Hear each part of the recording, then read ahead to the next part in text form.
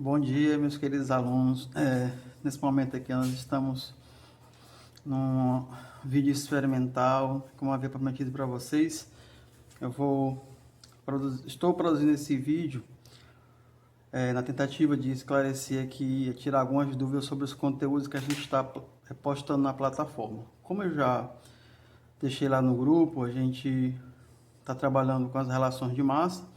E eu deixei 2 vídeos lá falando sobre massa atômica, massa molecular, mol e número de Avogadro. Então hoje nós iremos falar um pouquinho sobre massa atômica e massa molecular. Infelizmente a gente sabe que essa quarentena, essa pandemia nos obriga, né, a estar dessa maneira aqui, maneira remota, não presencial, mas a gente tenta fazer o que pode para conseguir passar nossos conteúdos. Então, eu gostaria que vocês ficassem atentos aqui às explicações que eu for dando. Eu coloquei aqui os resumos em 6 folhas. Eu vou explicando uma a uma, colocando do lado, e a gente vai explorando cada tópico que foi aqui discriminado, certo? Então, eu vou fazer isso com calma, devagar, para que vocês consigam absorver o máximo possível do que está sendo trabalhado aqui na sala de hoje. E se houver êxito, a gente pode fazer outros vídeos, e isso vai se somando aos vídeos que vocês já vão assistindo aí nas plataformas que normalmente a gente retira do YouTube. Então vamos lá. Dentro de relações de massa, o primeiro tópico que nós iremos trabalhar é as massas dos átomos. Todos nós sabemos que os átomos são partículas extremamente pequenas e que não dá para eu determinar a massa de um átomo de maneira convencional, como a gente determina a massa de uma pessoa indo a uma balança. Eu não tenho uma balança capaz de medir a massa de um átomo, isso a gente sabe, e muito menos de um grupo de átomos.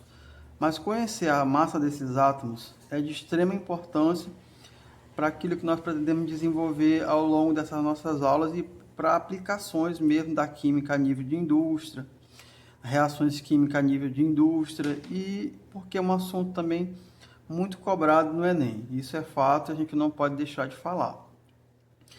Mas, como tudo na vida, tudo que é mensurável, tudo que é medido, a gente usa uma escala. Se eu vou medir, por exemplo, o comprimento, eu uso o metro. Se eu vou medir volume, eu uso o litro, o ml. Então, ninguém mede nada sem uma unidade. Então, a unidade oficial de medida de comprimento é o metro. Mas qual seria, então, a unidade de medida da massa de um átomo? Eu não posso usar o quilograma, eu não posso usar o grama, porque são unidades muito grandes para determinar a massa de um átomo. Então, para eu medir a massa de um átomo, eu adoto unidades específicas que foram criadas unicamente para esse fim. Então eu venho aqui falando sobre as unidades de massa do átomo. Como é que eu determino essa unidade de massa do átomo? Eu vou fazer a leitura do que está escrito aqui e a gente vai discutindo, explicando detalhadamente. O que eu coloquei? Diz que atualmente a escala de massa, fazendo a leitura de massas atômicas, está baseada no isótopo mais comum do carbono, com o número de massa 12. A gente sabe que os átomos isótopos são aqueles que têm o mesmo número atômico e diferente número de massa. O carbono, como está representado aqui, ó, carbono 12, existe carbono 13 e carbono 14, mas o carbono do meu interesse é o carbono 12. Continuando a leitura, ao qual foi atribuído exatamente a massa 12 unidades de massa atômica. Então, a unidade de massa atômica representada pela letra U minúscula é a massa de 1/12 do átomo de carbono com um número de massa igual a 12. O que isso quer dizer? Que os químicos escolheram o carbono 12 como referência, dividiram o carbono 12 em 12 partes, e essa 12ª parte do carbono 12 é a unidade de medida da massa dos átomos, que fica mais fácil de compreender quando a gente mostra isso através de um esquema, de um desenho, que eu vou mostrar aqui na folha seguinte. Então, saindo dessa parte conceitual aqui, mas é importante ressaltar que a medida da massa de qualquer átomo é feita usando como referência a 12ª parte da massa de um átomo de carbono 12. Vamos mudar aqui a nossa página e ver como é que isso pode ser representado. Então, vejam só, essa figura representa um átomo de carbono 12 e ela está dividida em 12 partes exatamente. 1, 2, 3, 4, 5, 6, 7, 8, 9, 10, 11, 12. Eu não sou um bom desenhista, por isso elas não estão divididas iguaizinhas, mas a ideia é que todas ficassem com o mesmo tamanho. Então, se eu destacar uma fatia desse tolo aqui, essa fatia aqui, que eu pintei em vermelho, ela representa a 12ª parte desse todo. Então, essa é a unidade de medida da massa de um átomo qualquer. Então, quando eu chego aqui e digo para você o seguinte, que a massa atômica do hélio é 4 unidades de massa atômica, porque esse Uzinho aqui significa unidade de massa atômica, aproximadamente 4, que a gente aproxima o número para o número exato, a gente está dizendo que a massa do hélio é 4 vezes maior do que a 12ª parte da massa de um átomo de carbono 12. A mesma coisa que o ferro. Qual é a massa atômica do ferro? 26,9815, aproximadamente 27. Isso quer dizer que a massa atômica do ferro é 27 vezes a massa da 12ª parte de um átomo de carbono 12. E a massa do flúor, que é de 18,9984, aproximadamente 19 unidades de massa atômica, é 19 vezes maior do que a 12ª parte da massa de um carbono 12. Isso, claro, é uma parte teórica, mas é importante que você saiba de onde é que vem a unidade que a gente utiliza como referência para medir a massa de um átomo.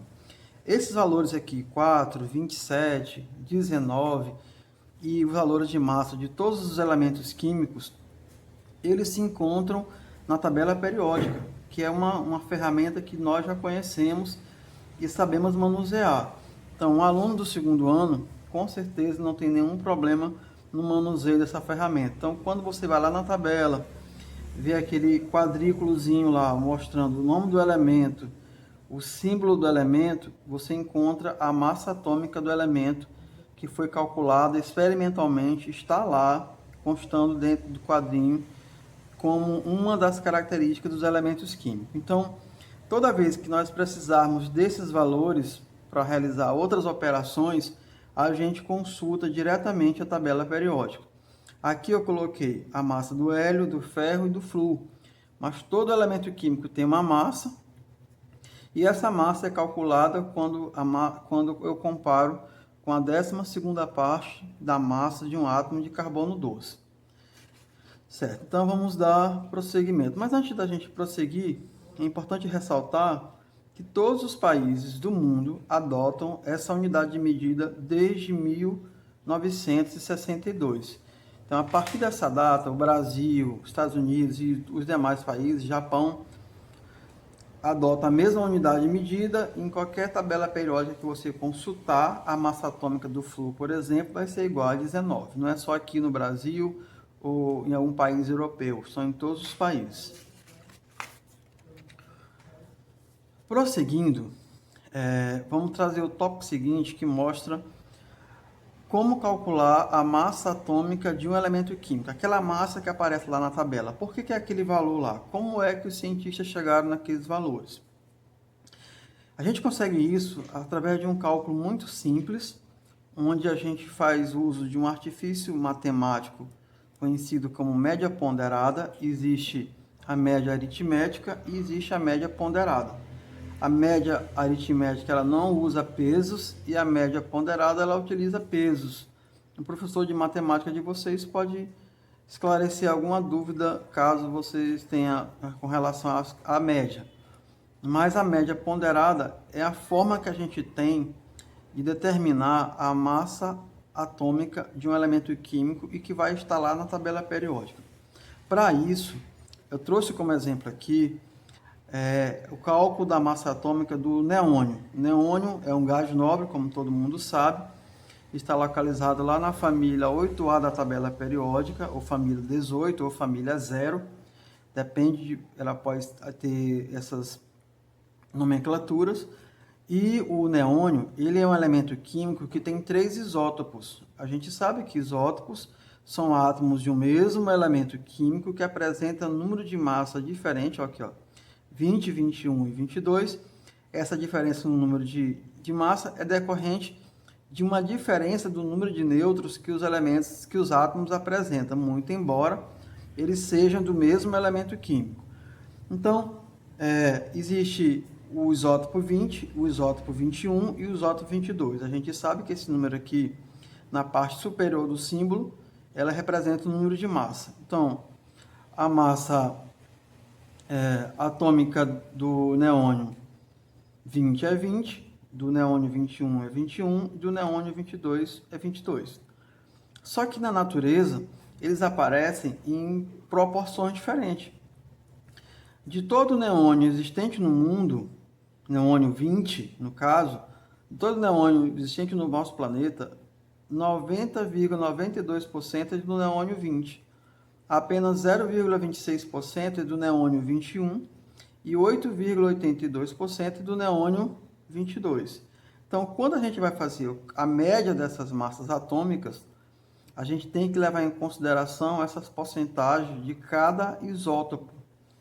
E eu vou mostrar aqui no tópico seguinte como que nós conseguimos fazer esses cálculos. E preste muita atenção nesse momento aqui do vídeo, porque nós temos exercícios semelhantes que já estão lá na plataforma, que você só vai conseguir fazer se você tiver entendido essa parte aqui. Então, retomando, vamos lá. Para eu fazer o cálculo da massa atômica de um elemento químico, eu utilizo a média ponderada. E se ele tem mais de um isótopo, eu tenho que levar em consideração a massa deles. Então, no caso do neônio, tem 3 isótopos, a massa atômica de cada um está aqui na segunda coluna. E a porcentagem que eles aparecem na natureza está aqui também na terceira coluna, respectivamente. Do 20, passando pelo 21, até chegando ao 22. Vamos mudar aqui a página para que a gente possa acompanhar esse cálculo. Vejam bem como é simples. Então, massa atômica de um elemento químico, que eu abrevio aqui por MA. Então, a massa atômica do elemento químico, olha o que eu fiz. Eu pego a massa do elemento e multiplico pela sua porcentagem e vou somando cada caso. No nosso exemplo aqui, como vocês puderam ver na tabela anterior, são 3 isótopos, o 20, o 21 e o 22. Então, fica o 20 multiplicado pela sua porcentagem, que é 90,92, abre e fecha parênteses, mais a massa do segundo, que é 21, vezes a sua porcentagem, que é 0,26, fecha parênteses, mais o terceiro isótopo, que a massa é 22, vezes a porcentagem que ele aparece na natureza, que é de 8,82. Então, eu vou fazendo as multiplicações, depois a soma, e no final, quando tiver tudo somado, eu divido sempre por 100. Esse 100 vai ser sempre o denominador dessa fração. Então, 20 vezes 90,92 dá 1.818,4, mais 21 vezes 0,26 dá 5,46, mais 22 vezes 8,82, que dá 194,4. Somando os 3 valores, eu encontro 2.017,9. Dividindo por 100, eu vou ter 20,179 unidade de massa atômica. Então, veja que esse 20,179, ele é uma média das massas dos 3 isótopos, que é 20, 21 e 22. Uma média ponderada que a gente consegue sempre multiplicando a massa de cada isótopo pela sua respectiva porcentagem e somando esses resultados, como a gente pode constatar aqui. Saindo um pouco agora de massa atômica, nós vamos falar sobre massa molecular. O nome já diz, massa atômica é a massa do átomo. Massa molecular é a massa da molécula. Então, vocês já estudaram, a gente viu ligações químicas no ano passado, e a gente sabe que existem as substâncias moleculares e as substâncias iônicas. Mas todas as substâncias são representadas por fórmulas, e essas fórmulas levam em consideração os elementos químicos formadores. Então, tomando aqui como exemplo a água. A água é um elemento químico, é uma substância formada de hidrogênio com oxigênio. Já o ácido sulfúrico tem hidrogênio, enxofre e oxigênio. Então essa molécula, ela tem uma massa, que é a massa molecular. Essa molécula de água também tem massa, que é a massa molecular. Como o átomo tem massa, que é a massa atômica. Mas como que eu consigo calcular a massa molecular de uma substância? Aí eu venho aqui para a definição, que diz o seguinte, que a massa molecular é numericamente igual à soma das massas atômicas dos átomos que constitui uma substância iônica ou molecular. Não importa como ela se formou, se foi através de ligações iônicas ou se foi através de ligações covalentes. Então, vamos tomar como exemplo aqui. Determine as massas moleculares das seguintes substâncias. Eu tenho aqui a água, a fórmula H2O. Quais são os elementos que participam dessa substância? Coloquei aqui do lado hidrogênio e o oxigênio, que é igual a, em seguida eu coloquei o número que indica a quantidade de cada átomo, que é a atomicidade. Quantos átomos de hidrogênio eu tenho na molécula? Eu tenho 2 aqui, hidrogênio eu tenho 1. Então, 2 hidrogênio e 1 oxigênio. Então, a quantidade do átomo que apresenta a molécula é multiplicado pela massa atômica, que eu mostrei já anteriormente, e que é um valor fixo encontrado lá na tabela periódica para cada elemento químico. Então, qual é a massa atômica do hidrogênio, professor? A massa atômica do hidrogênio é 1. Então, eu tenho 2 átomos de hidrogênio na molécula, então fica 2 vezes 1, 2. Quantos oxigênio na molécula de água eu tenho? Tenho 1 vezes a sua massa atômica. Qual é a massa atômica do oxigênio? 16.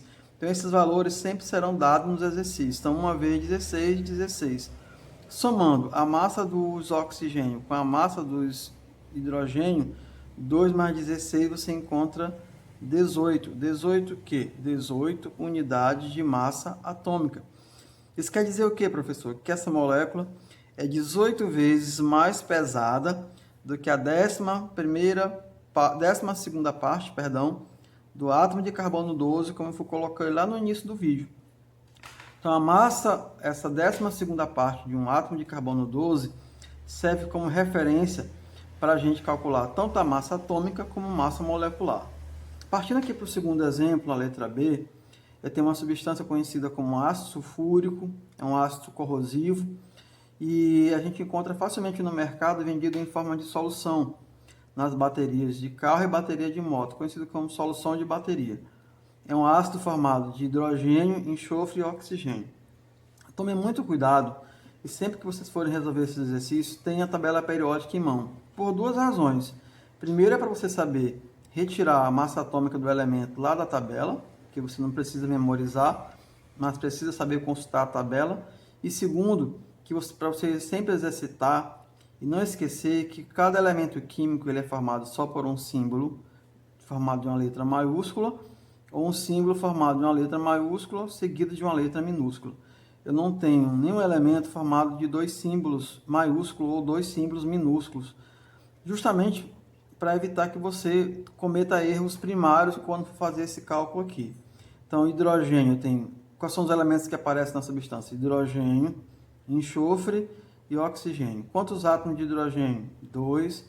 De enxofre, 1 só. Não aparece o número aqui justamente porque é 1. Oxigênio, 4. Aí eu vou multiplicar a quantidade de cada elemento pela sua respectiva massa atômica. Qual é a massa atômica do hidrogênio? É 1. Massa atômica do enxofre, 32. E a massa atômica do oxigênio, 16. Então, eu tenho 2 hidrogênio, 2 vezes 1 dá 2. 1 vezes 32, 32. 4 vezes 16, 64. O que eu faço agora? Somo tudo. 2 mais 32 mais 64 dá 98 unidades de massa atômica. Então, essa é a massa molecular de uma molécula de ácido sulfúrico. Esses cálculos são simples, mas eles são a base para a gente entrar nos assuntos seguintes que exigem que tenha um certo grau de complexidade.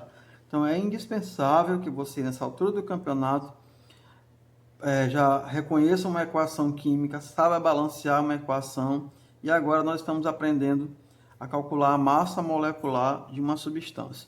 Vamos continuar com outros exemplos aqui na página seguinte. Eu tenho mais dois, ó. Eu tenho aqui um sal, o sulfato de alumínio, ele é formado de alumínio, que o símbolo é Al, enxofre, que o símbolo é S, e oxigênio, que o símbolo é 4. Mas veja que nessa letra C, nós temos uma particularidade que é bem interessante. Existe um grupo de átomo que está localizado dentro do parêntese, e depois desse parêntese você encontra um número, que nesse caso aqui é o número 3. Então, toda vez que você tiver esses casos de grupo de átomo localizado entre parênteses, na hora que você for fazer a contagem dos átomos, é necessário que você não esqueça que as quantidades que estão dentro do parênteses é multiplicado pelo número que está fora, do lado direito. Então, o alumínio, por estar fora do parênteses, ele não tem esse problema. Então, eu tenho quantos átomos de alumínio? Eu tenho 2. De enxofre, dentro do parênteses, eu tenho 1. Mas tem que ser multiplicado pelo número que está fora. Então, 3 vezes 1, 3. Oxigênio dentro do parênteses são 4. 3 vezes 4, 12. Então, eu tenho 2 alumínio, 3 enxofre e 12 oxigênio. Depois que eu conheço essas quantidades, eu multiplico as quantidades pelas massas atômicas, que novamente eu volto a dizer, são valores fixos, estão lá na tabela periódica. No caso do alumínio é 27, 2 vezes 27, 54, 3 vezes 32, 96, 12 vezes 16, 196. Quando você soma tudo isso, você encontra 342 unidades de massa. E o quarto exemplo, que é o ácido fosfórico, que é um ácido que dá aquele sabor azedo ao refrigerante e que também tem uma capacidade de retirar o cálcio dos seus ossos, especialmente refrigerante tipo Coca-Cola. Quem gosta muito de tomar Coca-Cola, lembre que cada copo de Coca-Cola que você toma, você está perdendo cálcio dos seus ossos aí, deixando ele mais fragilizado. Então, hidrogênio eu tenho quantos? Tenho 3, fósforo eu tenho 1 e oxigênio eu tenho 4. Qual é a massa atômica do hidrogênio? 1. A massa atômica do fósforo, 31. Do oxigênio, 16.